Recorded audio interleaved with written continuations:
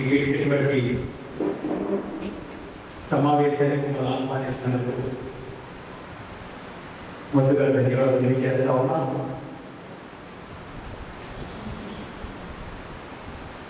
రాజ్యాంగం రాకముందు వరకు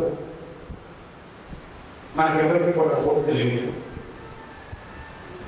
మనసుగానే కోరపడింది అనే విషయం అందరికీ తెలుసు. దీనికి సంబంధించి మన పెద్దలు పూలే గారి దగ్గర నుంచి అంబేద్కర్ గారు, నారాయణ గారు, పెరియార్ గారు, ఇటువంటి వాళ్ళందరూ కూడా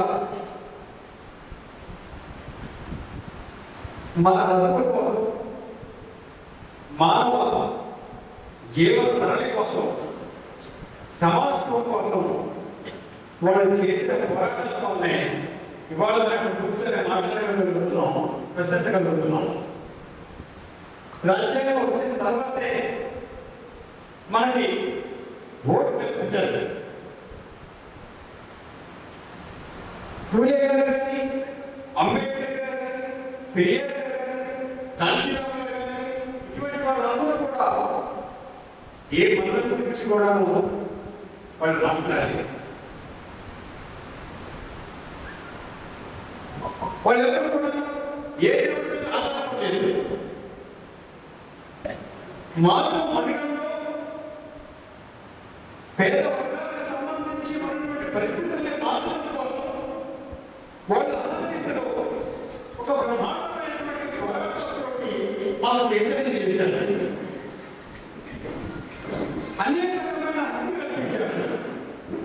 వాళ్ళందరూ కూడా చెప్పింది ఏంటంటే, మీ ఓటు మీరు రాజ్యాంగాన్ని తెలుసుకోండి, ఆ రాజ్యాంగాల ద్వారా మనల్ని మనం మార్చుకోవాలని చెప్పారు. ఇవాళ భారతదేశం మొత్తం కూడా మతం మీద ఆధారపడి మతమంతులను ముంచేసి మన ఓట్ల రాజకీయాలను బట్టి వాళ్ళ వైపు మన ప్రజలు పెట్టుకునే పరిస్థితుంది. ఈ దేశంలో ఎస్సీలు, ఎస్టీలు, బీసీలు, మైనారిటీ, మహిళలు చెప్పుకుంటున్నాము. ఆ ప్రజలు మన వైపు లేదు. కానీ మనకి ఈ దేశంలో మనం అడిగిన ప్రోగ్రాం కనిపిస్తా ఉన్నాం. మనుషులుగా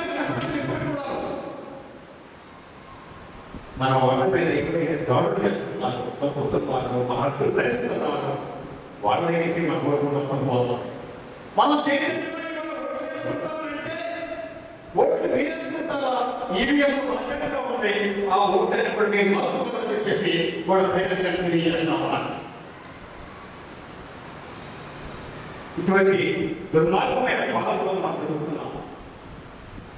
ఇవన్నీ కూడా ఒక్కొక్క కాంగ్రెస్ పార్టీ మనం మొట్టమొదటి మోసం చేస్తూనే వచ్చింది.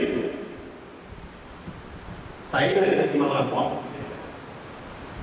బాబు ఇవ్వబట్టి కాంగ్రెస్ అందరూ ఒకటే. కాంగ్రెస్ పార్టీ కావచ్చు, బీజేపీ కావచ్చు, తెలుగుదేశం కావచ్చు, వైఎస్ఆర్ ఏ పార్టీ అయినా సరే మనం ముందుగా బాగు చేద్దామే కాదు. ఇవన్నీ సాధించుకోవాలంటే మన రాజ్యాంగంలో వేరే మార్గం లేదని చెప్పేసి వాళ్ళందరూ మొత్తం కూడా మన కళాకారులు ఆ దిశగా మనం వెళ్తున్నాం. ఆ అవసరం మనం వెళ్ళి మనం మొత్తం విషయాన్ని మన ప్రజలకు మనం తెలియజేయకుండా ఈ యొక్క విధానం మార్గం చెప్పేసి మనకు అనిపిస్తూ ఉంటాయి.